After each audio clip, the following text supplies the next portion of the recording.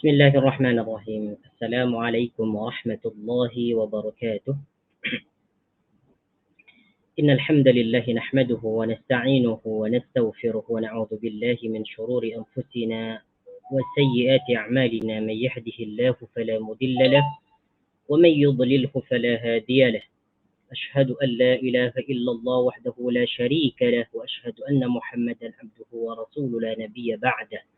اللهم صل وسلم على نبينا محمد وعلى آل محمد كما صليت على إبراهيم وعلى آل إبراهيم إنك حميد مجيد، وبارك على محمد وعلى آل محمد كما باركت على إبراهيم وعلى آل إبراهيم إنك حميد مجيد. أعوذ بالله من الشيطان الرجيم. يا أيها الناس اتقوا ربكم الذي خلقكم من نفس واحدة وخلق منها زوجها وبث منهما رجالا كثيرا ونساء، واتقوا الله الذي تساءلون به والأرحام إن الله كان عليكم رقيبا. يا أيها الذين آمنوا اتقوا الله حق تقاته ولا تموتن إلا وأنتم مسلمون. رب اشرح لي صدري ويسر لي أمري واحلل عقدة من لساني يفقهوا قولي. اللهم لا سهل إلا ما جعلته سهلا وتجعل الحزن إذا شئت سهلا. أيها الإخوة والأخوات azani Allah wa iyyakum. Tuan-tuan, puan-puan yang dirahmati oleh Allah Subhanahu wa taala, di pagi ini kita pertama-tama bersyukur kepada Allah Subhanahu wa taala dengan mengucapkan kalimat yang sangat agung, kalimat yang sangat mulia, yaitu kalimat hamdalah, alhamdulillahi rabbil alamin. Karena di pagi ini kita diberikan nikmat yang sangat agung, yang sangat sempurna, yaitu nikmat sehat dan nikmat masa. Sehingga dengan nikmat yang diberikan oleh Allah Subhanahu wa taala kepada kita, kita dapat mempergunakannya dalam hal kebaikan, yaitu menuntut ilmu agama, mempelajari Al-Quran, mengerti Al-Quran, mempelajari tentang makna ayat demi ayat, kemudian maksud dan tafsirannya. Naam. Tuan-tuan, puan-puan yang dirahmati oleh Allah Subhanahu wa taala, insya-Allah taala kita akan sambung pelajaran kita, iaitu mengerti Al-Quran, masih lagi dalam surah Al-Insan, iaitu ayat yang ke-23 insya-Allah taala. Bagi antum yang mempunyai buku, silakan buka surah Al-Insan, muka surat yang ke-23. Kalau dalam bukunya iaitu muka surat yang share dulu.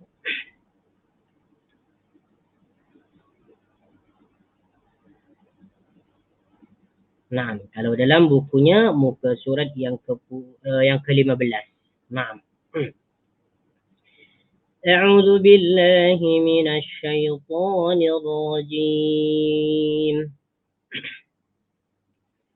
إنا نحن نزلنا عليك القرآن تنزيلا فاصبر لحكم ربك ولا تطع منهم آثما أو كفورا واذكر اسم ربك بكرة وأصيلا ومن الليل فاسجد له وسبحه ليلا طويلا إن هؤلاء يحبون العاجلة ويذرون وراءهم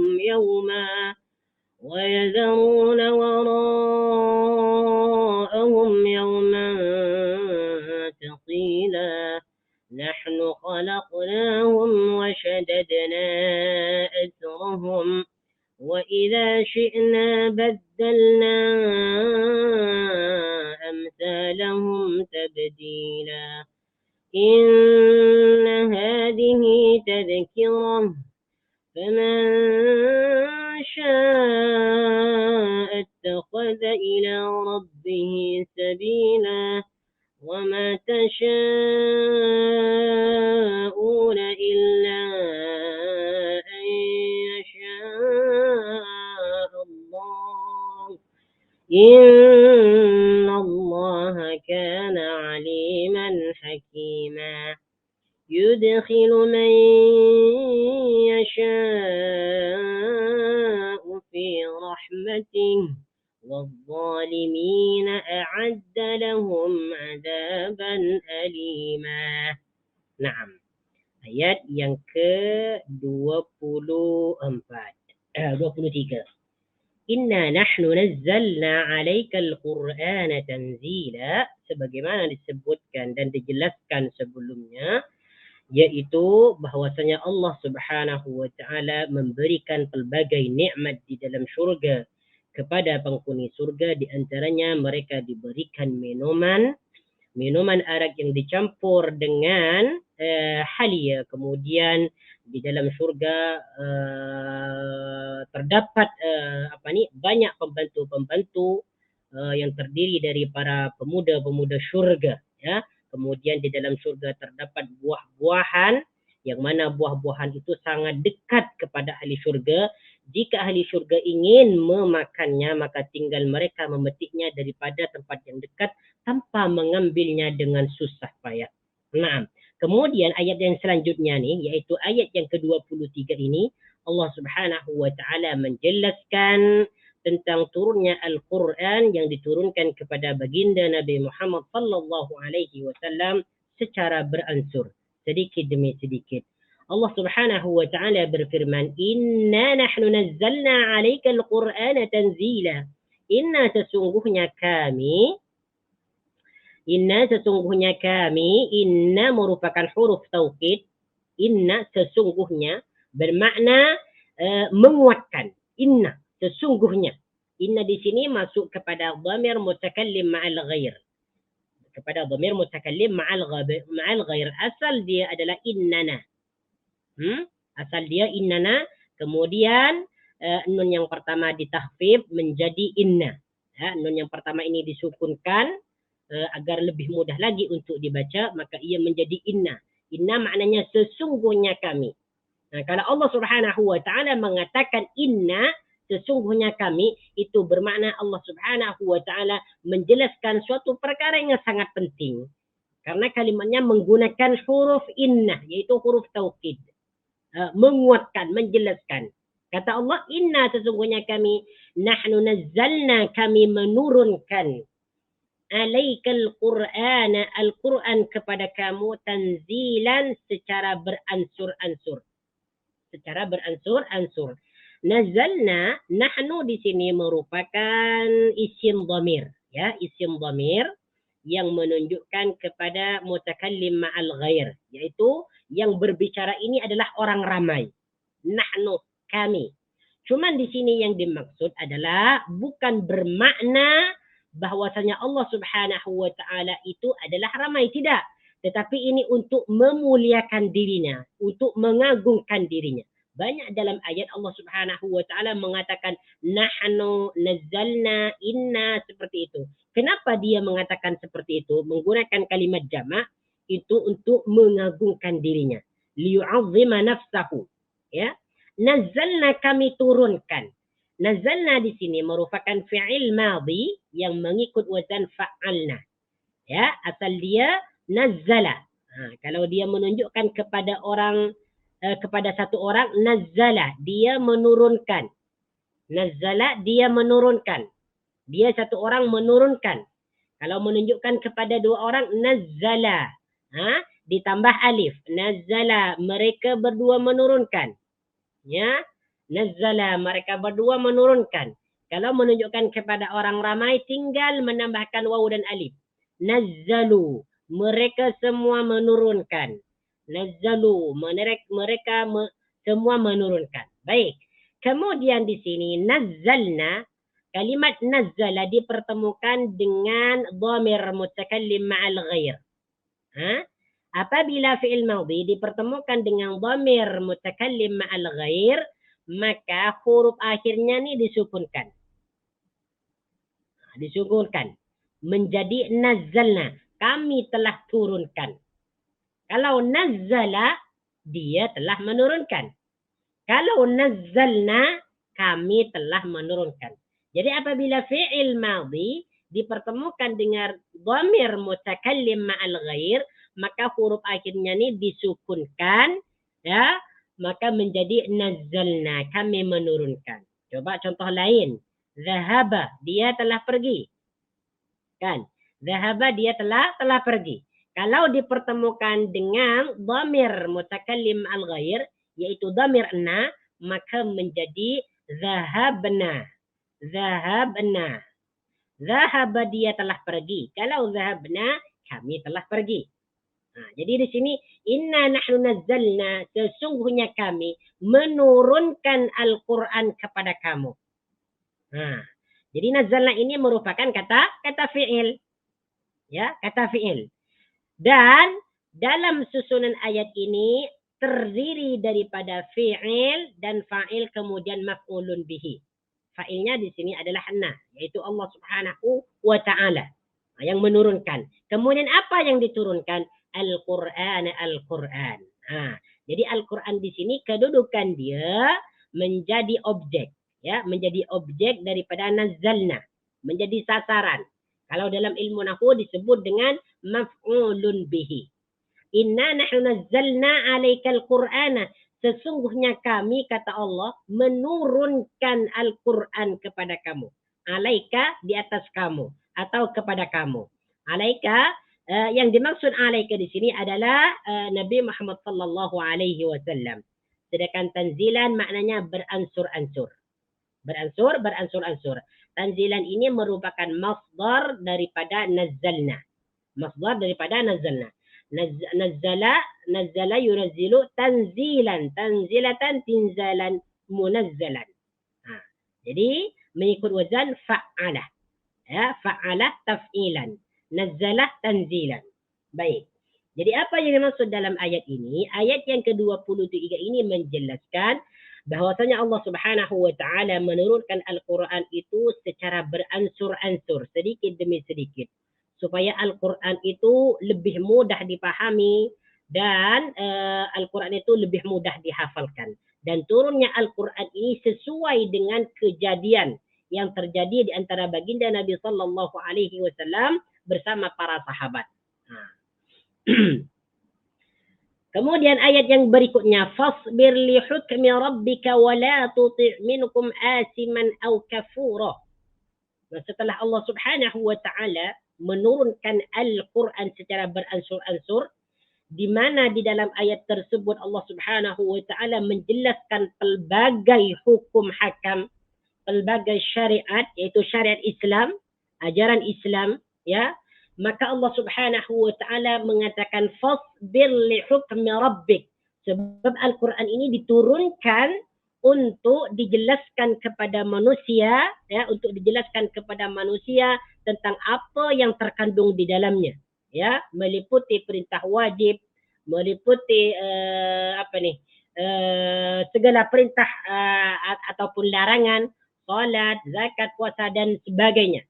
Nah, setelah Allah Subhanahu wa ta'ala berkata demikian, kata Allah, fasbir, maka bersabarlah, li hukmi rabbika wa la tuti' minkum asiman aw kafura. Fasbir, maka bersabarlah. Ya, isbir, fasbir ni dia merupakan fi'il amar. Fi'il amar. Apa itu fi'il amar? Fi'il amar itu maksudnya kata suruhan. Fi'il itu adalah kata kerja, amar itu adalah menyuruh. Jadi yang dimaksud dengan fi'il amar adalah kata suruhan, memerintah. Isbir, isbir, sabarlah. Isbir ini diambil daripada fi'il madhi, sabara yasbiru. Ya, sabara yasbiru. Sabara, dia telah bersabar, yasbiru, dia akan bersabar atau sedang bersabar. Sabara fi'il madhi, fi'il mudhari'nya yasbiru. Fi'il amarnya isbir, sabarlah. Maka kata Allah Subhanahu wa ta'ala, sabarlah kamu. Sabar untuk apa? Li hukmi rabbika, atas ketetapan Tuhanmu. Li hukmi rabbika, atas ketetapan Tuhanmu. Hukmi di sini bermakna ketetapan atau hukum. Ya. Jadi perkataan hukum itu dalam bahasa Melayu ini diserap atau diambil daripada bahasa Arab hukmun. Hukum. Ya, hukum. Jadi hukum itu diambil daripada bahasa Arab. Hakama yahkumu hukman. Li hukmi rabbika, yaitu ketetapan Tuhanmu. Baik, di sini perkataan hukmi dimudhafkan kepada Rabbi. Hukmi ketetapan, Rabbi Tuhan. Jadi li hukmi Rabbi ketetapan Tuhan ka kamu. Maksudnya adalah li hukmi Rabbika atas ketetapan Tuhanmu. Nah, jadi kalau kita terjemah fasbir li hukmi Rabbika, maka bersabarlah atas ketetapan Tuhanmu atau hukum Tuhanmu. Ya. Maka di sini maksudnya adalah baginda Nabi sallallahu alaihi wasallam. Yang dimaksud kamu di sini adalah baginda Nabi sallallahu alaihi wasallam. Jadi apa yang dimaksud dalam ayat ini? Fasbir li hukmi rabbika, maksudnya adalah Allah Subhanahu wa taala menyuruh baginda Nabi sallallahu alaihi wasallam agar sabar terhadap ketetapan dan keputusan Allah Subhanahu wa taala berupa perintah wajib, berupa syariat Islam. Disuruh sabar. Di dalam menyampaikan syariat-syariat Islam itu sabar. Walaupun baginda Nabi sallallahu alaihi wasallam mendapat fitnah, mendapat penyiksaan dan sebagainya, maka Allah Subhanahu wa taala memerintah baginda agar sabar di dalam menyampaikan syariat Islam. Agar sabar di dalam menyampaikan pesan-pesan Al-Qur'an. Itu maksud dia. Jadi hukum di sini isinya adalah ketetapan Allah berupa syariat Islam. Wala tuti' minkum asiman aw kafura. Wala tuti', dan janganlah kamu mengikuti atau taat. Wala tuti', dan janganlah kamu taat atau mengikuti. Ya. Wala tuti', perkataan tuti' di sini merupakan fi'il mudhari. Ya, fi'il mudhari. Fi'il mudhari. Kata yang bermakna sedang ataupun akan. Kata kerja yang menunjukkan pekerjaan yang sedang terjadi ataupun akan terjadi. Wala tuti, dan jangan kamu taat atau mengikuti. Ya, di sini la disebut la nahi, la yang melarang, la yang bermakna jangan. Disebut la nahi. Yang melarang. Bukan la nafi, tetapi la nahi, bermakna melarang. Wala tuti, dan jangan kamu. Kamu yang dimaksud di sini adalah baginda Nabi sallallahu alaihi wasallam. Dan jangan kamu mengikuti atau mentaati asiman orang yang berdosa, au kafuran, ataupun orang-orang kafir, minhum di antara mereka. Asiman, orang yang berdosa, au kafuran, ataupun orang-orang kafir. Asiman di sini adalah maknanya orang yang berdosa. Ini merupakan isim fa'il daripada asama ya'simu, fahuwa asimun. Ini merupakan isim fa'il. Asiman. Asiman au kafuran, kafuran adalah orang-orang kafir. Minhum, di antara mereka. Minhum, di antara mereka. Jadi apa yang dimaksud dalam ayat ini? Jadi yang pertama tadi baginda Nabi sallallahu alaihi wasallam diperintahkan agar bersabar dalam menyampaikan hukum-hukum Allah, di dalam menyampaikan syariat Islam. Kemudian yang kedua, baginda Nabi sallallahu alaihi wasallam dilarang untuk mentaati orang-orang kafir dan orang-orang yang berdosa. Walaupun baginda Nabi sallallahu alaihi wasallam diancam oleh orang kafir Quraisy di dalam menyebarkan agama Islam, di dalam menyampaikan syariat-syariat Allah Subhanahu wa taala, maka baginda Nabi sallallahu alaihi wasallam dilarang untuk mentaati mereka. Coba tengok dalam tafsiran Ibnu Katsir di sini, ay la tuti'il kafirin wal munafiqin idza aradu saddaka amma unzila ilaika. Janganlah kamu mentaati orang-orang kafir. Janganlah kamu mentaati orang-orang munafik apabila mereka mereka menentang kamu terhadap apa yang diturunkan kepada kamu. Bal balligh ma unzila ilaika min rabbik, tetapi sampaikanlah apa yang diturunkan kepadamu daripada Tuhanmu. Wa tawakkal 'ala Allah, dan tawakkallah kepada Allah, fa innallaha ya'simuka minan nas. Sesungguhnya Allah akan menjagamu daripada orang-orang kafir. فالآثم هو الفاجر في أفعاله. Jadi di sini Allah Subhanahu wa taala memerintahkan baginda Nabi sallallahu alaihi wasallam agar sentiasa menyampaikan risalah Islam kepada orang-orang kafir, kepada orang-orang musyrik, kepada orang-orang munafik, walaupun mereka itu menentang baginda Nabi Muhammad sallallahu alaihi wasallam. Ya. Kemudian Nabi sallallahu alaihi wasallam disuruh tawakal, ya, disuruh tawakal kepada Allah Subhanahu wa taala karena Allah Subhanahu wa taala yang menjaga baginda Nabi sallallahu alaihi wasallam. Perkataan al-asim di sini kata Ibnu Katsir al-fajiru fi af'alihi, yaitu asim maksudnya adalah orang-orang yang sering melakukan perbuatan dosa. Itu disebut dengan asim. Itu disebut dengan asim. Dosa apa saja? Wal kafuru huwal kafiru na'am. Wal kafur adalah huwal kafir, yaitu kafir. Nah, baik. Kemudian ayat berikutnya. Ayat yang ke-25. وَذْكُرِ اسْمَ رَبِّكَ بُكْرَةً وَأَصِيلًا. Ini ditunjukkan kepada baginda Nabi sallallahu alaihi wasallam. Walaupun ayat ini ditunjukkan kepada baginda Nabi sallallahu alaihi wasallam, ayat ini berlaku kepada umatnya. Jadi tidak hanya baginda Nabi sallallahu alaihi wasallam yang diperintahkan untuk sabar di dalam menyampaikan risalah-risalah Islam, ya, akan tetapi umatnya juga diperintahkan untuk bersabar juga. Jadi ketika kita berdakwah, menyampaikan yang hak dan melarang yang batil, maka kita sampaikan hal itu dengan penuh kesabaran. Walaupun kita ditantang, ya, walaupun kita ditantang.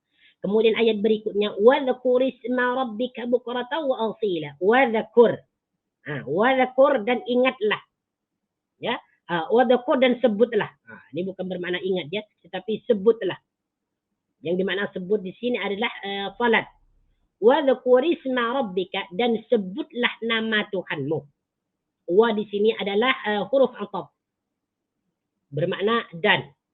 Sedangkan udhkur di sini, udhkur merupakan fi'il amar. Penjelasannya sama dengan isbir. Ya. Udhkur merupakan fi'il amar, kata suruhan yang diambil daripada fi'il madhi, dzakara yadhkur. Dzakara, dia telah menyebutkan, yadhkuru, dia akan atau sedang menyebutkan. Jadi di sini perintah Allah Subhanahu wa taala kepada baginda Nabi, udhkur, sebutlah. Apa yang disuruh sebut? Isma rabbika, nama Tuhanmu. Isma di sini bermakna nama. Rabbika, Tuhanmu.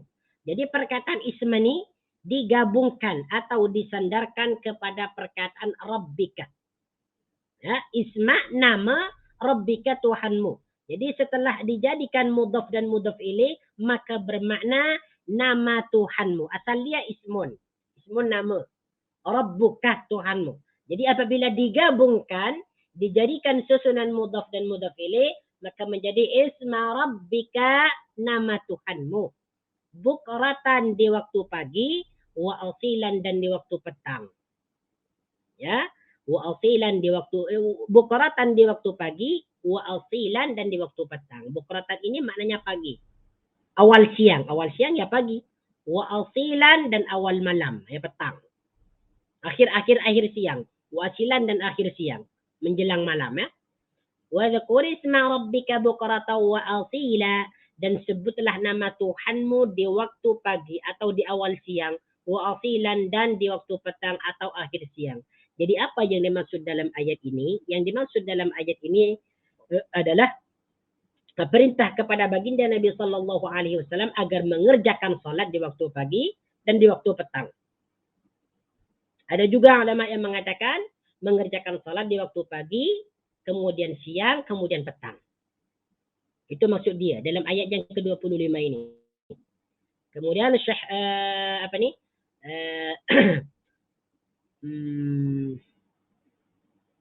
Syekh Asy-Sya'bi mengatakan wa dzkur isma rabbika bukratan wa asila, tidak hanya mengerjakan salat di waktu pagi, kemudian di waktu petang, tetapi ini juga meliputi makna berzikir.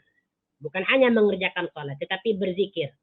Berzikir, bertasbih, bertahlil, bertahmid di waktu pagi dan di waktu petang. Naam. Wa minal laili fasjud lahu wa sabbihu lailan tawila. Wa minal laili fasjud lahu, dan bersujudlah kepadanya di waktu malam. Wa minal laili fasjud lahu, dan bersujudlah kepadanya. Fasjud di sini maknanya maka bersujudlah. Usjud, penjelasan dia sama dengan uzkur. Usjud merupakan fi'il amar, kata suruhan. Diambil daripada fi'il madhi sajada yasjudu. Bersujud. Sajada yasjudu. Sajada dia telah bersujud. Yasjudu dia akan bersujud atau sedang bersujud.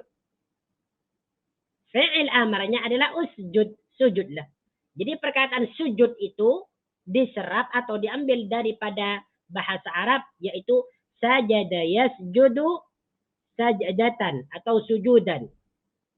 Ya, jadi sujud itu diambil daripada bahasa Arab, sujudan, sujud. Ya.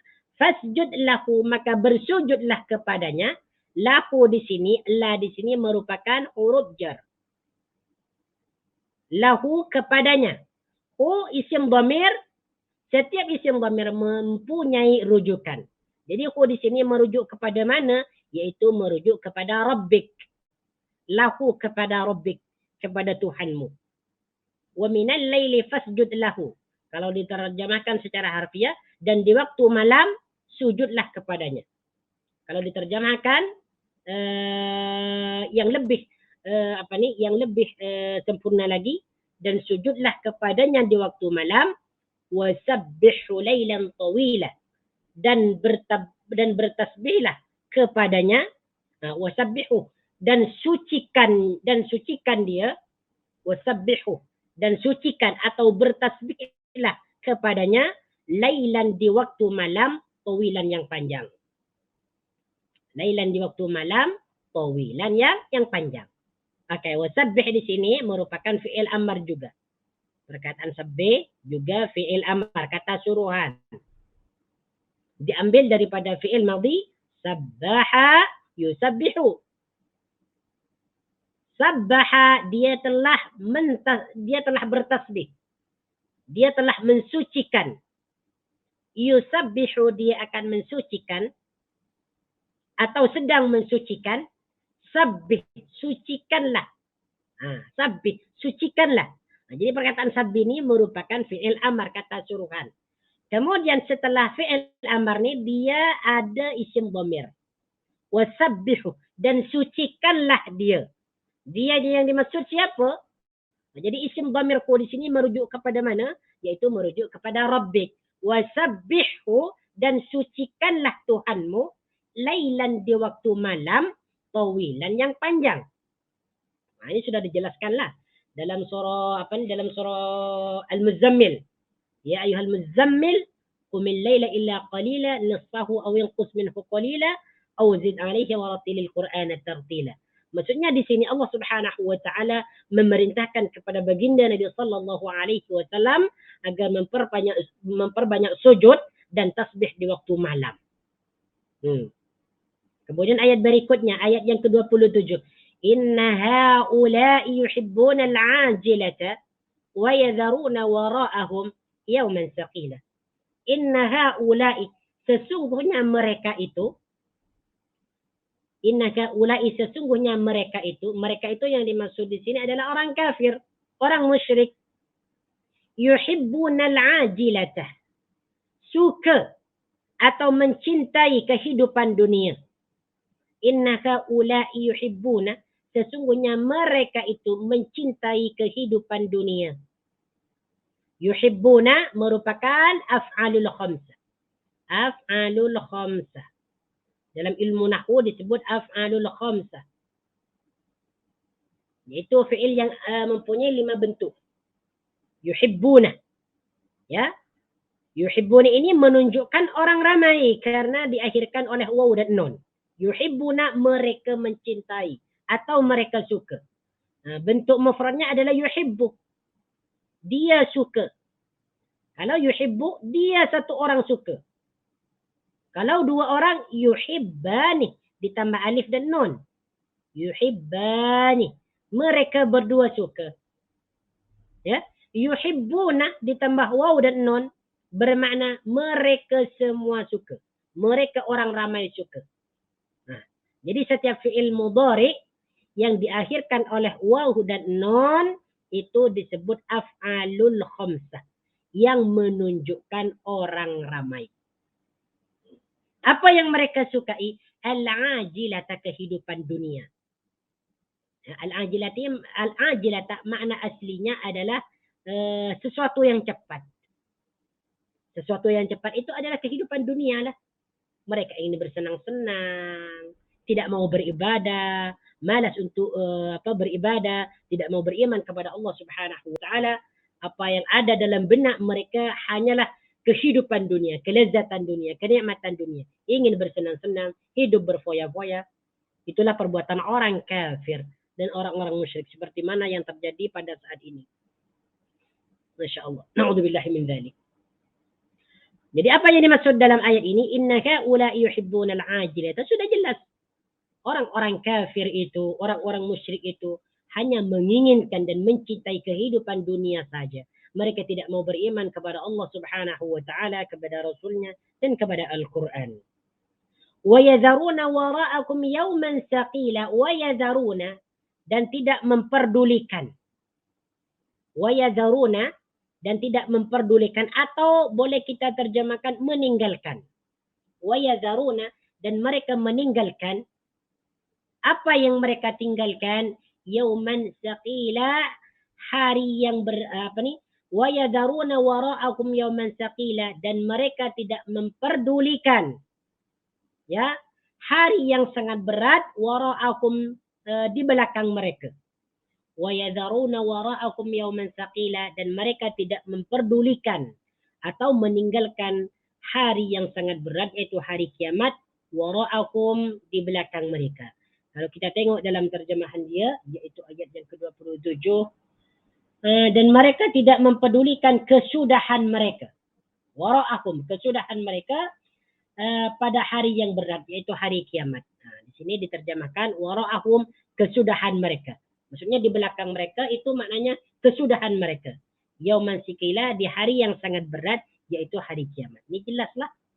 Orang yang kafir itu tidak memperdulikan hari akhirat. Mereka lebih memilih kehidupan dunia dan meninggalkan hari akhirat. Ini sudah jelas ayatnya, tidak perlu dijelaskan lagi. Kemudian ayat berikutnya.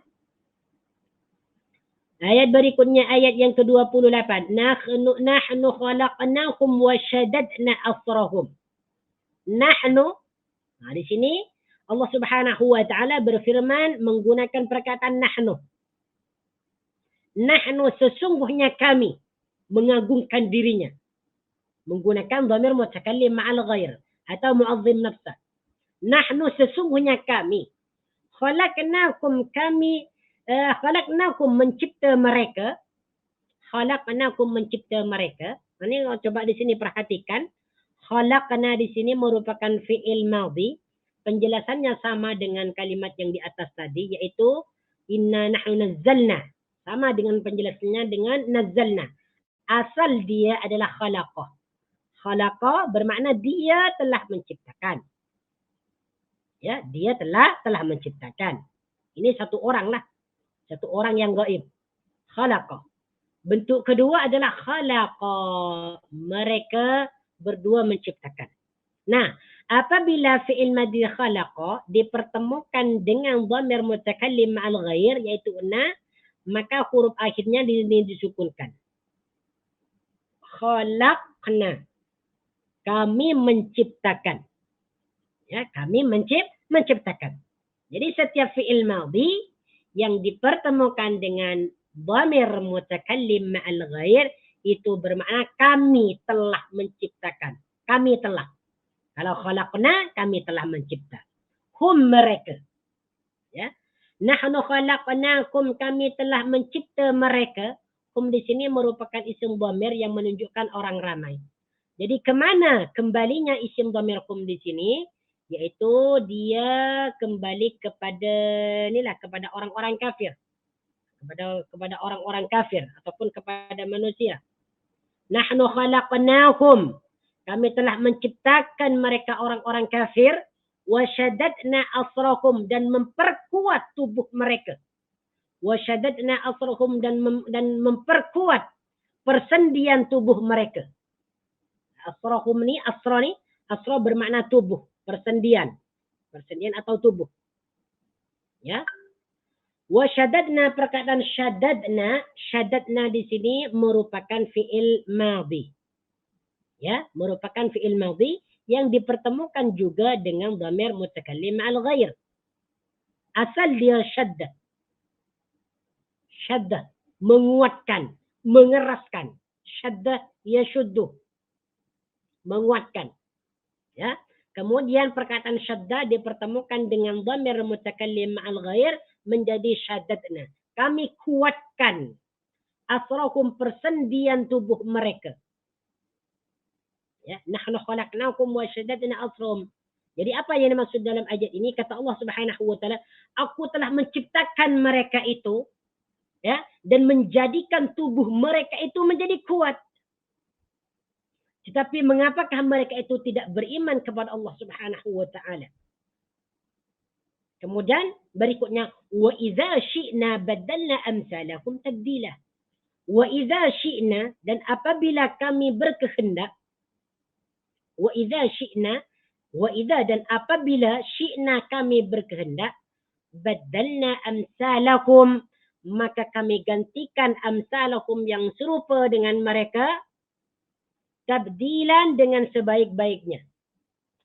Kalau tengok dalam terjemahan, tabdilan dengan sebaik-baiknya. Sungguh kami benar-benar, bermakna benar-benar di sini ya.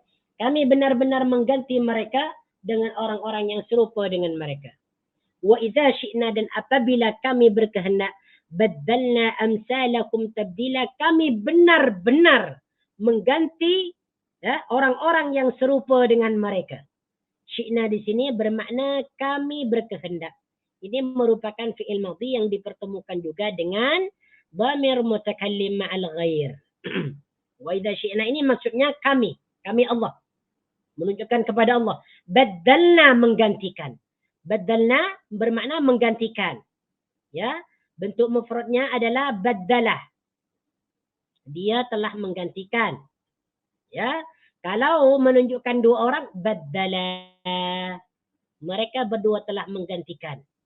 Kemudian di sini badala dipertemukan dengan dhamir mutakallim ma'al ghair. Ya, dengan dhamir yang bermakna banyak, yang menunjukkan ramai orang. Badalna, kami telah menggantikan. Amsalakum, yang serupa dengan mereka. Amsalan ini adalah orang-orang yang serupa, amsalun. Orang-orang yang serupa atau sama. Hum, mereka. Amsalakum, orang-orang yang serupa dengan mereka. Tabdilan, dengan sebenar-benarnya. Jadi apa yang dimaksud dalam ayat ini? Jom kita tengok dalam tafsir Ibnu Katsir. Wa idza syi'na badalna amsalakum tabdila. Tengok ni. Dalam tafsiran Ibnu Katsir, wa idza syi'na ba'atsnakum yaumal qiyamah, yaitu jika kami berkehendak, kami bangkitkan mereka di hari kiamat. وَبَدَّلْنَاكُمْ فَأَعَدْنَاكُمْ خَلْقًا جَدِيدًا, dan aku gantikan mereka yang lebih baik daripada mereka, yang lebih taat daripada mereka. فَأَعَدْنَاكُمْ خَلْقًا جَدِيدًا, maka kami persiapkan atau jadikan mereka itu makhluk yang lebih baru, yang baru. Maksudnya kami gantikan mereka itu dengan makhluk yang baru, di mana makhluk yang baru itu lebih taat daripada mereka. Jadi kata Allah Subhanahu wa taala, jika aku menghendaki untuk mengganti mereka nih, orang-orang kafir, orang-orang yang tidak taat kepadaku, maka aku gantikan mereka itu dengan makhluk yang lain. Dengan orang-orang yang lain, di mana orang-orang yang lain itu lebih taat kepadaku. Di mana orang-orang lain itu terus beriman kepadaku, kata Allah Subhanahu wa taala. Kemudian ayat selanjutnya, ayat yang ke-29. Inna hadihi tadhkirah. Inna hadihi, sesungguhnya ayat-ayat ini, atau surah-surah ini, atau surah ini. Inna hadihi, sesungguhnya ayat-ayat ini. Jadi di sini hadihi yang dimaksud adalah ayat. Ayat yang disebutkan dalam surah Al-Insan. Ataupun surah Al-Insan. Sebab dalam tafsir Ibnu Katsir, inna hadihi, yaitu Inna hadhihi, mana tadi? Inna hadhihi, yakni hadhihi suratu, yaitu surat ini. Maksudnya surah Al-Insan. Mulai daripada ayat yang pertama sehingga ayat yang ke-31. Tadhkiratun, peringatan. Ya, peringatan. Inna hadhihi, sesungguhnya ayat atau surat ini, tadhkiratun, adalah peringatan. Ya. Jadi ayat yang pertama dengan ayat yang ke-31 ini berisi peringatan. Siapa yang mau beriman kepada Allah Subhanahu wa taala, maka dia akan mendapatkan balasan yang sempurna berupa syurga nanti di akhirat. Dan siapa yang yang tidak mau beriman, maksudnya kafir, syirik kepada Allah Subhanahu wa taala, maka dia akan mendapatkan siksaan yang sangat pedih. Nah, ini. Faman syaa'a attakhadha ila rabbih sabila. Faman syaa'a attakhadha ila rabbih sabila, maka barang siapa, faman syaa'a, maka barang siapa, syaa'a yang berkehendak. Faman syaa'a, man di sini bermakna siapa. Ini disebut dengan isim mausul. Disebut isim mausulun. Biasanya kalimat yang terletak setelah man ni dia bermakna yang. Faman syaa'a, maka barang siapa yang syaa'a berkehendak, ittakhadha ila rabbih sabila, menjadikannya jalan, ila rabbih, menuju Tuhannya. Ittakhadha ila rabbih sabila, menjadikannya jalan petunjuk, ila rabbih, menuju Tuhannya. Ittakhadha ini menjadikan atau mengambil. Ittakhadha menjadikan, sabilan sebagai jalan petunjuk, ila rabbih, menuju Tuhannya. Ila rabbi di sini, ila merupakan huruf jar, masuk ke dalam perkataan rabbi. Ila rabbi. Asal dia baris rabbi ini, asal dia adalah rabbun. Rabbun, ya, rabbun. Kemudian setelah dimasuki oleh huruf jar ila, maka baris dia berubah menjadi ila rabbi. Ila rabbi. Kemudian rabbi dimudhafkan kepada isim dhamir ghaib. Ila rabbihi, kepada Tuhannya. Jadi di sini rujukan dia di mana? Yaitu merujuk kepada man. Faman syaa'a, maka barang siapa yang berkehendak, ittakhadha ila rabbih sabila, menjadikan jalan petunjuk, ya, ila rabbih, menuju Tuhannya. Jadi rabbih di sini dia kembali, dhamirnya kembali kepada man. Kepada man. Jadi apa yang dimaksud dalam ayat ini? Jadi barang siapa yang berkehendak, yang berkehendak untuk mendapatkan hidayah daripada Allah Subhanahu wa taala, maka dia akan menjadikan ayat-ayat ini, peringatan-peringatan ini, sebagai sesuatu yang menunjukkan dia kepada Tuhannya. Nah, tengok di dalam tafsir Ibnu Katsir, ay tariqan wa maslakan, ay man syaa'a ihtada bil Quran. Jadi barang siapa yang ingin mendapatkan petunjuk, maka hendaklah dia mengambil Al-Quran, membaca Al-Quran, menghayati atau mentadabburi tentang Al-Quran untuk mendapatkan petunjuk yang lurus untuk menuju Allah Subhanahu wa taala. Baik. Wa ma tasha'una illa an yasha Allah, innallaha kana 'aliman hakima. Wa ma tasha'una, dan kamu tidak mampu, ya. Wa ma tasha'una, dan kamu tidak mampu. Wa ma tasha'una, ayat yang ke-30 ini, dan kamu tidak mampu menempuh jalan itu, illa ayyasha Allah, kecuali jika dikehendaki Allah. Illa ayyasha Allah, kecuali dikehendaki oleh Allah. Okay, coba perhatikan di sini dalam ayat yang ke-30 ini, wa ma tasha'una. Wa di sini bermakna dan. Tasha'una merupakan fi'il af'alul khamsah. disebut af'alul khamsah. Mengikut wazan tafa'aluna. Taf'aluna. Tasha'una. Ya, tasha'una. Asal dia tasha'u. Bentuk mufradnya adalah tasha'u. Mengikut wazan taf'alu. Tasha'u. Bentuk mufrad dia. Tasha'u, kamu berkehendak. Ya, tasha'u, kamu berkehendak. Kemudian ditambah waw dan nun untuk menunjukkan orang ramai. Tasya'una, kamu berkehendak atau kamu mampu. Atau kamu mampu. Jadi tasya'una di sini disebut af'alul khamsah karena diakhirkan oleh waw dan nun.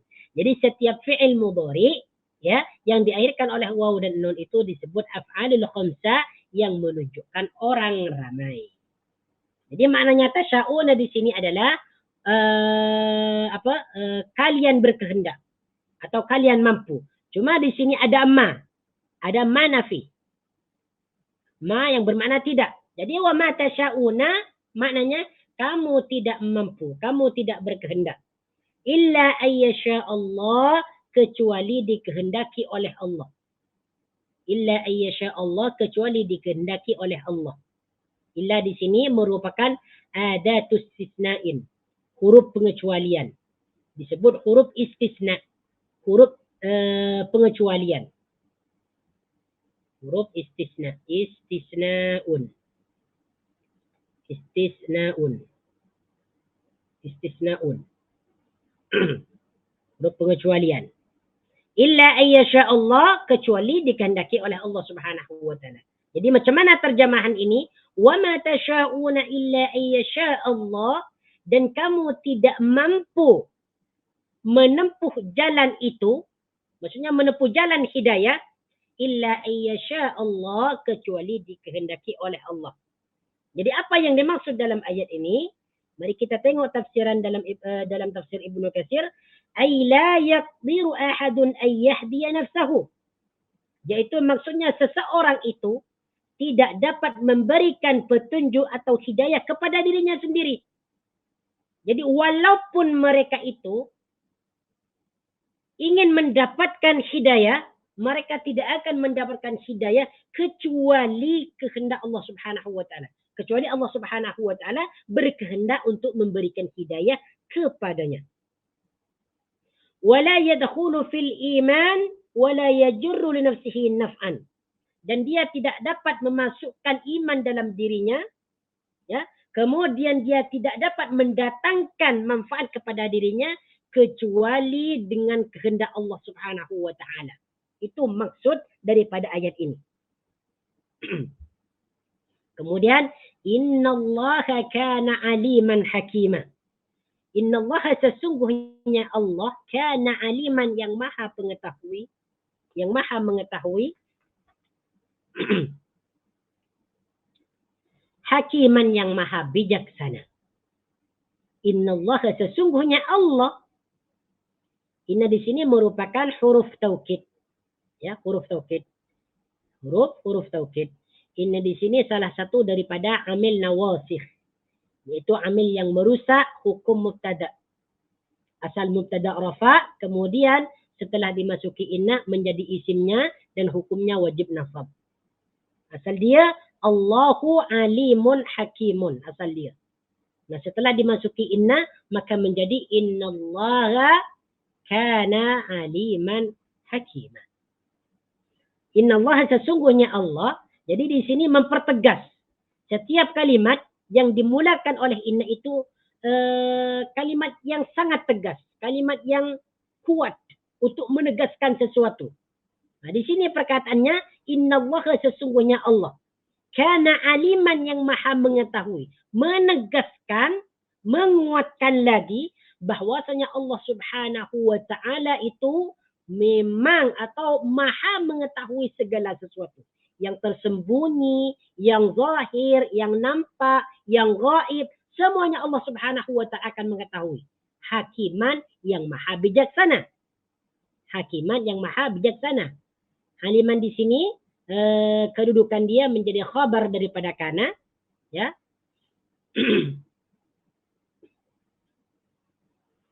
Okey, coba kita tengok dalam tafsiran Ibnu Katsir ya. Innallaha kana aliman hakima. Ay alimun biman yastahiqqul hidayata fayuyassiruha lahu. Yaitu Allah Subhanahu wa taala mengetahui siapa yang berhak mendapatkan hidayah. Maka Allah akan mempermudah hidayah tersebut masuk ke dalam hatinya. Ini yang dimaksud dengan innallaha kana aliman hakima. Sebab innallaha kana aliman hakima ini masih berkaitan lagi dengan ayat wa ma tasyauna illa ayyasha Allah innallaha kana aliman hakima. Maka maknanya innallaha kana aliman hakima ini adalah mengetahui seseorang yang berhak mendapatkan hidayah. Jika ada seseorang yang dikehendaki mendapatkan hidayah, maka Allah Subhanahu wa taala akan memudahkan jalan baginya untuk mendapatkan hidayah.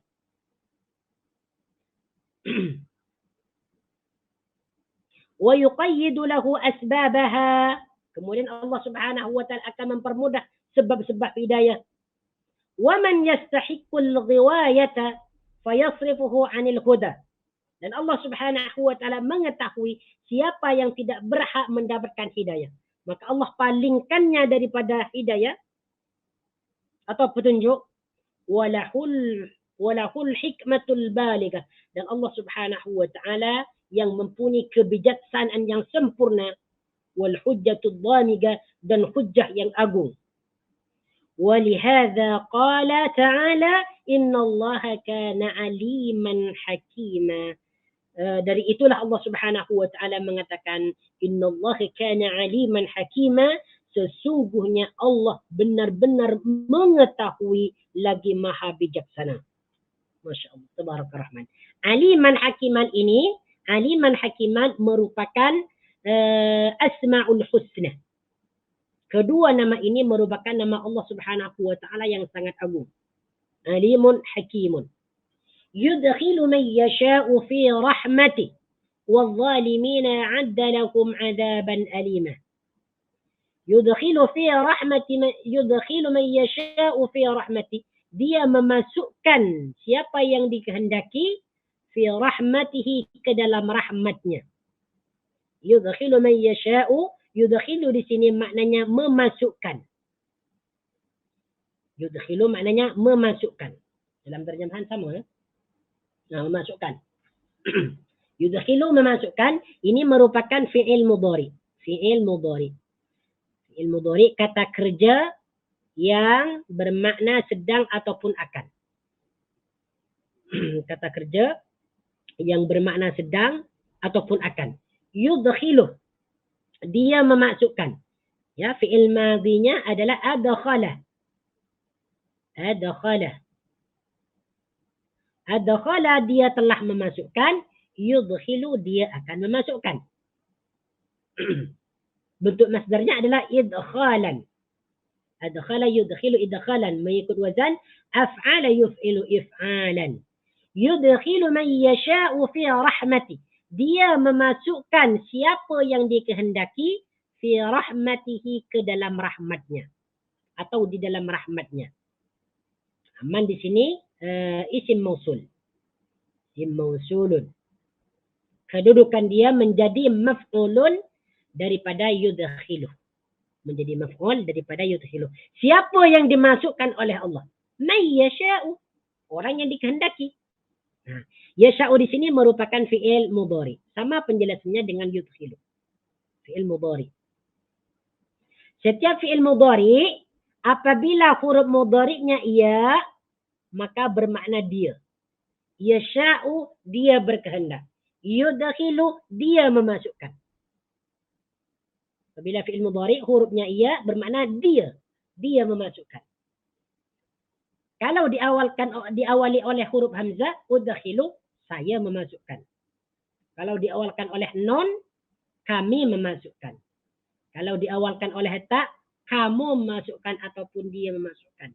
Dan huruf mudhari di sini ada 4, yaitu diantaranya adalah hamzah, ada nun, ada iya, kemudian ada ta. Iya di sini yang dimaksud, yang bermakna dia. Dia. May yasha'u, dia berkehendak. Fi rahmatihi, ke dalam rahmatnya atau di dalam rahmatnya. Rahmati di sini merupakan isim majrur. Isim yang dijarkan oleh fi. Makanya di sini barisnya di bawah. Fi rahmati. Kemudian perkataan rahmati dimudhafkan kepada isim damir ghaib. Fi rahmatihi, di dalam rahmatnya. Hi di sini merujuk kepada mana? Yaitu merujuk kepada Allah. Fi rahmatihi, ke dalam rahmatnya. Bukan merujuk kepada eman ya, tetapi merujuk kepada Allah. Yudhilu man yasha'u fi rahmatih. Apa yang dimaksud dalam ayat ini? Yaitu yahdi man yasha'u wa yudhillu man yasha'. Allah Subhanahu wa taala berkehendak untuk memberikan petunjuk kepada seseorang dan berkehendak juga untuk menyesatkan seseorang. Nah, barang siapa yang diberikan hidayah, yang dikehendaki hidayah oleh Allah Subhanahu wa taala, maka Allah Subhanahu wa taala akan memasukkan orang tersebut ke dalam rahmatnya. Diberikan kemudahan untuk beribadah, diberikan rezeki, diberikan ketenangan dalam hidup, diberikan pahala, kemudian diberikan syurga dan sebagainya. وَالظَّالِمِينَ أَعَدَّ لَكُمْ عَذَابًا أَلِيمًا. وَالظَّالِمِينَ أَعَدَّ لَكُمْ عَذَابًا أَلِيمًا. Dan Allah Subhanahu wa taala, dan orang-orang yang zalim, Allah Subhanahu wa taala menyiapkan mereka azab yang sangat pedih. Dan bagi orang-orang yang zalim, wal-zalimina, dan bagi orang-orang yang zalim atau kepada orang-orang yang zalim, a'adda lakum azaban alima, disiapkan bagi mereka azaban, siksa aliman yang sangat pedih. Wal-zalimina, dan bagi orang yang zalim. Wal-zalimina, dan bagi orang yang zalim. Okey, perkataan al-zalimina di sini diakhirkan oleh ya dan nun. Ya. Setiap kata isim yang diakhirkan oleh iya dan nun itu menunjukkan orang ramai. Ya. Itu menunjukkan orang ramai. Ya, tetapi di sini perlu diperhatikan, ya. Kaidahnya adalah, ya, al-zaliman di sini menunjukkan orang ramai karena diakhirkan oleh iya dan nun. Ya. Ciri-cirinya untuk mengetahui bahwasanya ini adalah menunjukkan orang ramai, sebelum ia sukuni, dia barisnya ada di bawah. Al-zalimin. Setelah ia sukun, ya, huruf nunnya berbaris atas atau fathah. Ini menunjukkan orang ramai. Wal-zalimina. Kalau wal-zalamaini, contoh di sini, wal-zalimaini, contohlah. Ini bukan ayat ya. Wal-zalimaini, contoh. Wal-zalimaini. Ini menunjukkan dua orang. Ini disebut isim musanna. Nah, beza ya. Sebelum ia sukun, baris dia fathah. Setelah ia sukun, nun dia adalah kasrah. Ini beza. Wal-zalimina dan wal-zalimaini. Kalau wal-zalimina ini disebut jamak mudzakkar salim, menunjukkan orang ramai. A'adda lakum, disediakan kepada mereka. A'adda, ini a'adda merupakan fi'il madhi. Fi'il madhi. Fi'il madhi artinya menyediakan, menyiapkan. A'adda yu'iddu. Fi'il mudhari'nya yu'iddu. Yu'iddu. A'adda, dia telah menciptakan, dia telah menyediakan, dia telah menyiapkan. Yu'iddu, akan atau sedang menyiapkan. Kepada siapa disiapkan? Lahum, kepada mereka orang-orang zalim. Lakum di sini la merupakan huruf jar. Hum merupakan isim dhamir yang merujuk kepada az-zalimin. Setiap isim dhamir itu pasti mempunyai rujukan. Dan rujukannya ada di depan isim dhamir tersebut. Jadi hum di sini merujuk kepada az-zalimin. Wal-zalimina a'adda lakum, dan bagi orang-orang yang zalim, a'adda lakum, disediakan kepada mereka. Apa yang disediakan kepada mereka orang-orang yang zalim ini? Azaban, siksa, aliman yang sangat pedih. Azaban, siksa, azab, aliman yang sangat pedih. Ini terjemahan dia. Terjemahan yang sesuai. Terjemahan yang sempurna. Sebab kalau kita terjemahkan mengikut kalimat ni, dia macam tak sesuai, tak sempurna. Tengok ni. Waz-zalimina, dan kepada orang-orang yang zalim, a'adda lahum, Allah menyiapkan bagi mereka azaban aliman, siksa yang sangat pedih. Boleh juga sebenarnya. Cuman yang lebih sempurna, yang lebih sesuai, maknanya adalah, dan bagi orang-orang yang zalim, disiapkan kepada mereka azab yang sangat pedih. Nah, ini sudah habis ya untuk surah Al-Insan. Ini sudah habis. Kita insya-Allah taala akan pindah kepada surat berikutnya, yaitu surah apa ni? Surah Al-Mursalat. Masya-Allah, tabarakallah rahman. Surah Al-Mursalat terdiri daripada 50 ayat. Surah Al-Mursalat ini merupakan surat yang ke-77. Terdiri daripada 50 ayat. A'udzu billahi minasy syaithanir rajim. Bismillahirrahmanirrahim. Wal mursalati 'urfa, fal 'asifati 'asfa, wan nashirati nashra, fal fariqati farqa, fal mulqiyati dhikra, udhran aw nuzra, innama tu'aduna lawaqi'. فإذا النجوم تمست وإذا السماء فرجت وإذا الجبال نسفت وإذا الرسل أقتت لأي يوم أجلت ليوم الفصل وما أدراك ما يوم الفصل ويل يومئذ للمكذبين. Perhatikan di sini ayat yang pertama, wal mursalati 'urfa. Disebut al-mursalat karena ayat ini diawalkan oleh perkataan atau kata-kata al-mursalat. Makanya disebut surah al-mursalat. Baik. Wal mursalati 'urfa, fal 'asifati 'asfa, wan nashirati nashra, fal fariqati farqa, fal mulkiyati dhikra. Ayat yang pertama sehingga 5 ini merupakan sumpah Allah Subhanahu wa taala. Bersumpah dengan makhluknya. Inilah keagungan Allah Subhanahu wa taala ketika dia bersumpah. Allah Subhanahu wa taala berhak bersumpah dengan apapun daripada makhluknya. Cumanya kalau kita hanya diperbolehkan bersumpah dengan Allah saja, dengan nama Allah Subhanahu wa taala. Tidak boleh bersumpah dengan nama lain. Tetapi Allah Subhanahu wa taala, Rabbuna Azza wa Jalla, berhak bersumpah dengan makhluknya. Yang pertama, wal mursalati 'urfa. Wal mursalati 'urfa, wa di sini adalah huruf qasam, huruf sumpah. Wal mursalati. Apa artinya wal mursalati 'urfa? Demi malaikat-malaikat yang diutus untuk membawa kebaikan. Wal mursalati 'urfa, demi malaikat-malaikat yang diutus untuk membawa kebaikan. Okey, tengok ni. Wal mursalati, asal dia mursalatun. Mursalatun ni bentuk mufradnya ya. Mursalatun. Bentuk mufradnya adalah mursalatun.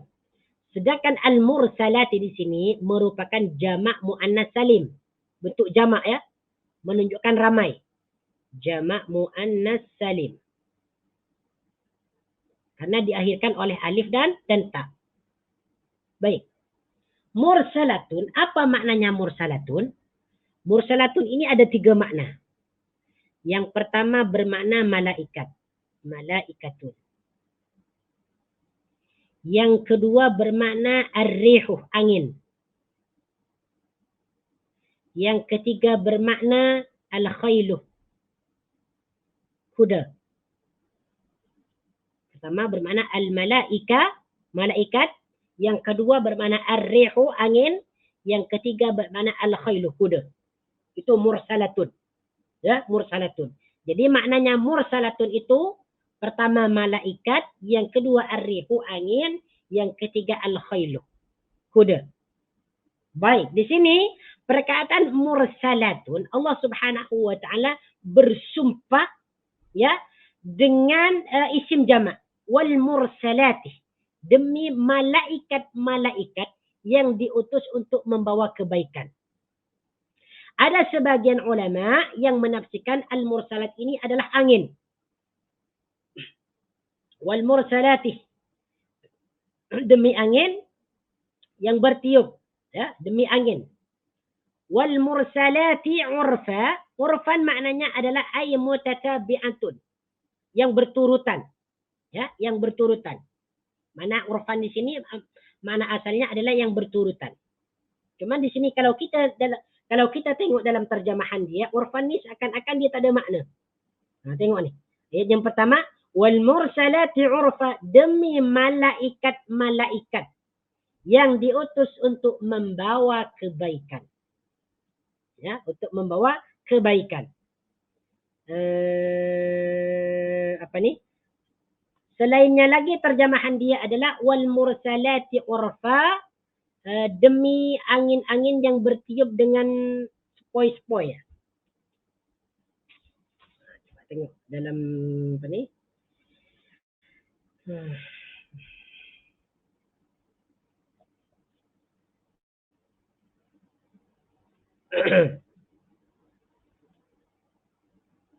Ayat yang pertama wal mursalati urfa, jom kita tengok dalam tafsiran lainnya.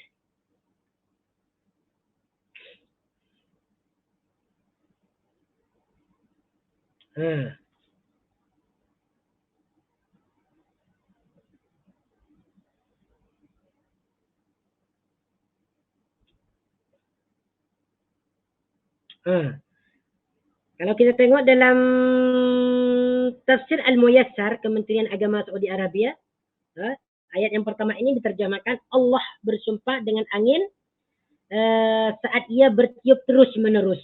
Jadi wal mursalati urfani, selain dia bermakna demi malaikat-malaikat yang diutus untuk membawa kebaikan. Ini tafsiran yang pertama. Tafsiran yang kedua,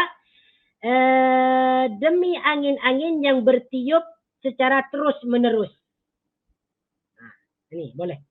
Jadi dia ada dua makna ya. Ada yang mengatakan demi malaikat yang diutus untuk membawa kebaikan. Kemudiannya lagi demi angin-angin yang beriringan atau bertiup secara terus menerus.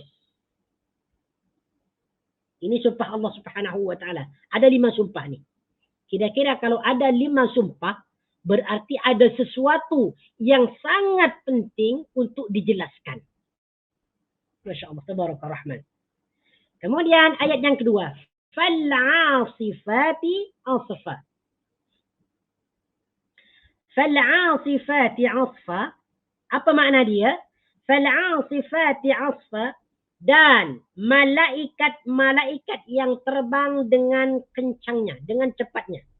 Kita tengok dalam terjemahan, wal'asifati asfa, dan malaikat-malaikat yang terbang dengan kencangnya, dengan kuatnya. Wal'asifati, al-asifatu ini maknanya adalah angin yang bertiup dengan kencang. Al-asifah itu maknanya angin yang bertiup dengan kencang, dengan kuat. Jadi maknanya di sini fal'asifati asfa, dan malaikat-malaikat, ya, dan malaikat-malaikat yang terbang dengan kencangnya, dengan kuatnya untuk membawa perintah. Untuk membawa perintah. Wan nasyirati nasyra, demi malaikat-malaikat yang menyebarkan rahmat Allah, nasyran seluas-luasnya. Nasyran seluas-luasnya. Perkataan an-nasyirah, ya. Perkataan an-nasyirah di sini diambil daripada fi'il madhi nasyara yansyuruh. Yansyiruh. Nasyara yansyiruh. Nasyarah, dia telah menyebarkan. Yansyiruh, dia akan menyebarkan atau sedang menyebarkan. Yansyiruh atau yansyaruh. Tengok nantilah dalam komus lah kalau ana silap. Wan nasyara, jadi an-nasyara di sini adalah bentuknya isim fa'il. Nasyirun. Nasyirun. Nasyirun yang menyebarkan. Yang menyebarkan. Nasyiratun. Ya, nasyiratun. Asal dia nasyiratun. Yang menyebarkan. Kemudian jamaknya nasyirati. Ya.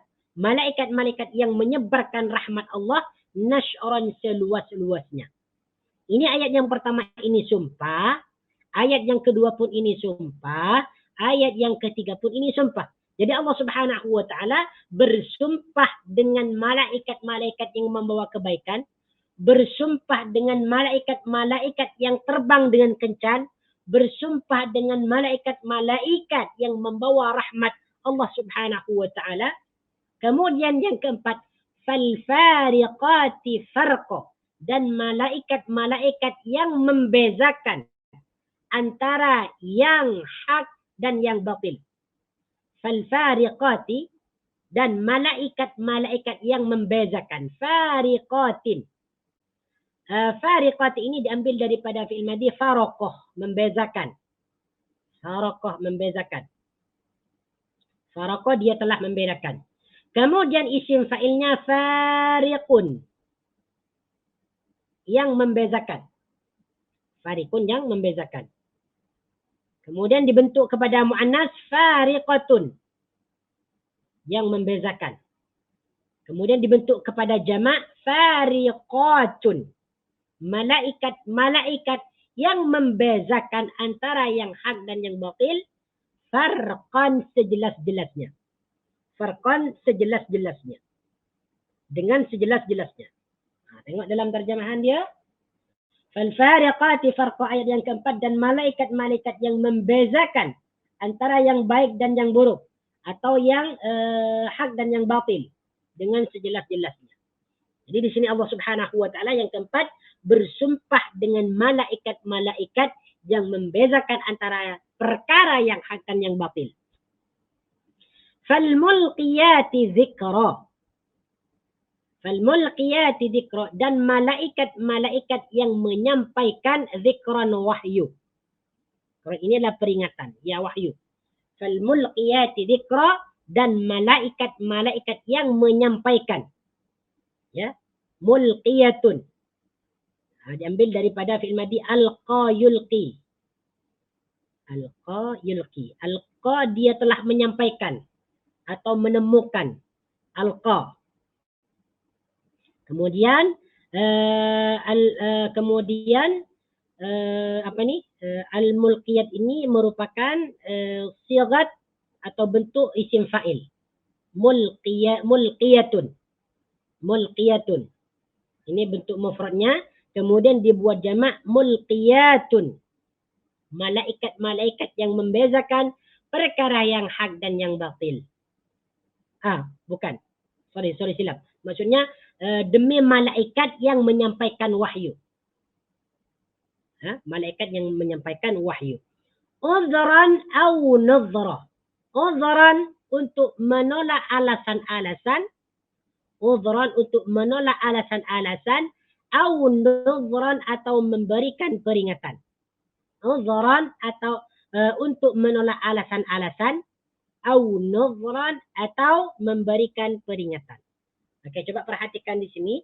Perkataan udhran itu maknanya adalah uzur.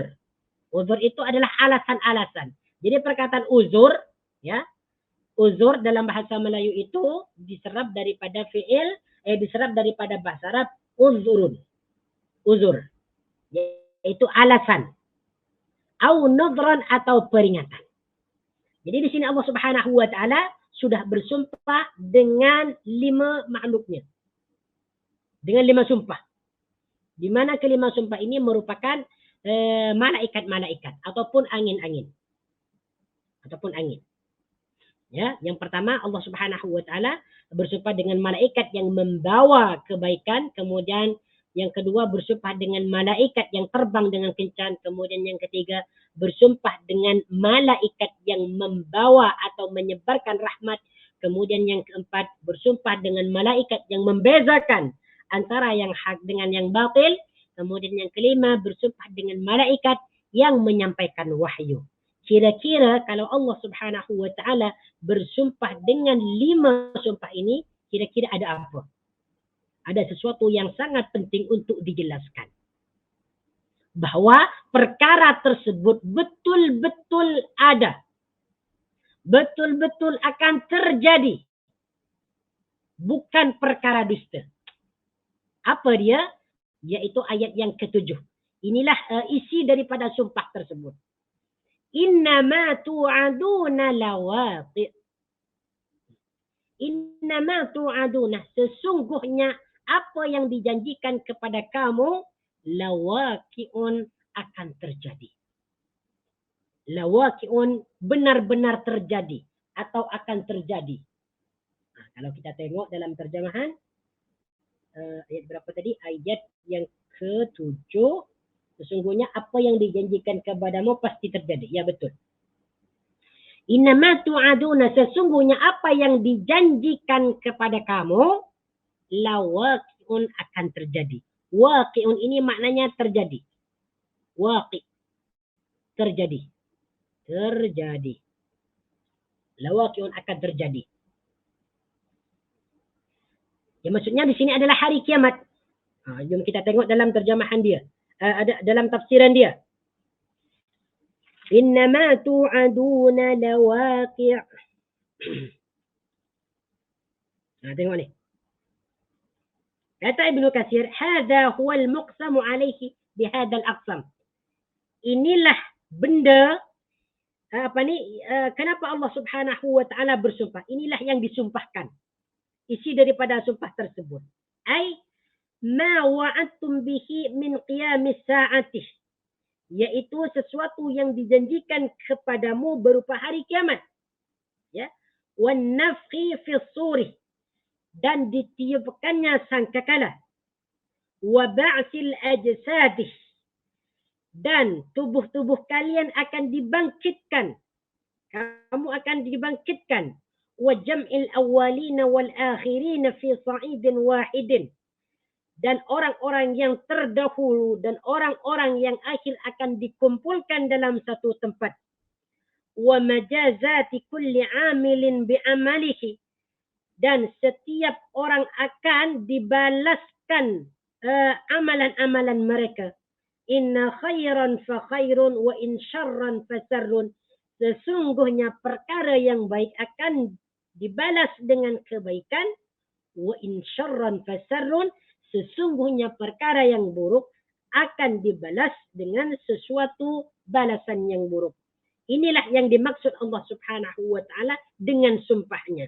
Menjelaskan kepada mereka, kepada manusia, apa yang dijanjikan termasuk hari kiamat, ditiupkan sangkakala, dibangunkan dari mati, dikumpulkan semua manusia yang terdahulu dan yang terakhir, kemudian dibalasnya amal, kemudian yang baik dibalas dengan baik, kemudian yang buruk dibalas dengan buruk.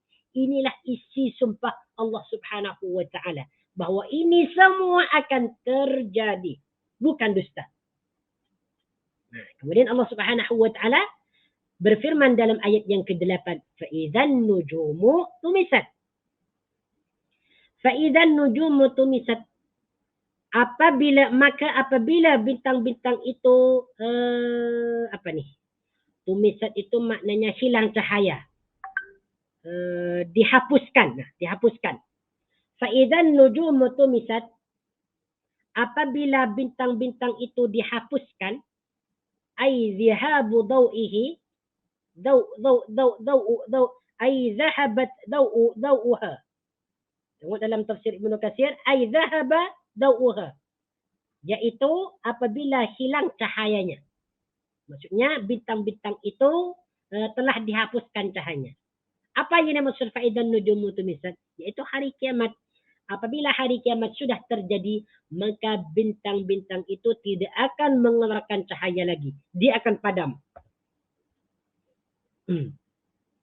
Kemudian, jadi tumisat ini maknanya adalah dihapuskan. Dihapuskan. Sedangkan an-nujum ini maknanya bintang-bintang. Ya. Bintang-bintang. Perkataan an-nujum merupakan jamak daripada najmun. Ya, mufradnya adalah najmun. Najmun adalah bintang. Nujumun bintang-bintang. Tumisat dihapuskan. Kalau tomasa itu maknanya menghapus. Kalau tumisat dihapuskan. Kemudian yang ke-9, wa idas sama'u furijat. Dan apabila langit furijat terbelah.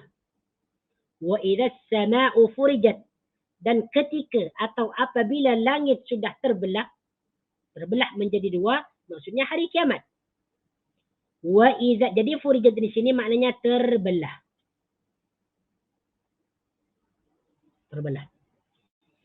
Wa idzal jibalu nusifat, dan apabila gunung-gunung itu nusifat dihancurkan. Nusifat dihancurkan. Faraja ni kalau faraja dia membelah. Farajah membelah. Kalau furijat dibelah. Okay. Nusifat dihancurkan. Kalau nasafa menghancurkan. Ya. Nusifat dihancurkan. Kalau nasafa menghancurkan. Beza ya. Sebab dia ada perbezaan antara fi'il madhi, mabni fa'il dan mabni maf'ul. Kalau fi'il madhi mabni fa'il itu bermakna aktif. Seperti perkataan faraja, membelah. Ya. Kalau fi'il madhi mabni maf'ul maknanya pasif. Dibelah. Itu ada penjelasannya dalam ilmu saraf nanti ya. Wa idzar rusulu uqitat, dan apabila para utusan itu uqitat ditentukan masanya. Wa idzar rusulu, dan apabila para utusan uqitat ditentukan masanya. Ditentukan waktunya. Naam. Saya kira sudah cukupkan dulu di sini ya. Karena sebentar lagi insya-Allah ada kuliah khas Ustaz Zainuddin, jemputan daripada Indonesia, akan menjelaskan tentang bagaimana puasa baginda Nabi sallallahu alaihi wasallam yang sebenarnya. Bagi antum yang mempunyai masa, silahkan boleh antum ikuti kuliah ini insyaallah pukul 10. Naam, hada wallahu taala a'lam. Kalau ada kesilapan dan kesalahan itu datangnya daripada saya sendiri. Kalau ada kebenaran itu datangnya daripada Allah Subhanahu wa taala. أقول قولي هذا أستغفر الله العظيم لي ولكم. سبحانك اللهم وبحمدك أشهد أن لا إله إلا أنت أستغفرك وأتوب إليك. وصلى الله على سيدنا محمد وعلى آله وصحبه وبارك وسلم تسليما كثيرا. والحمد لله رب العالمين. أقول لكم جزاكم الله خيرا وبارك الله فيك. Semoga kita menjalankan puasa dengan sebaik-baiknya. Assalamualaikum warahmatullahi wabarakatuh.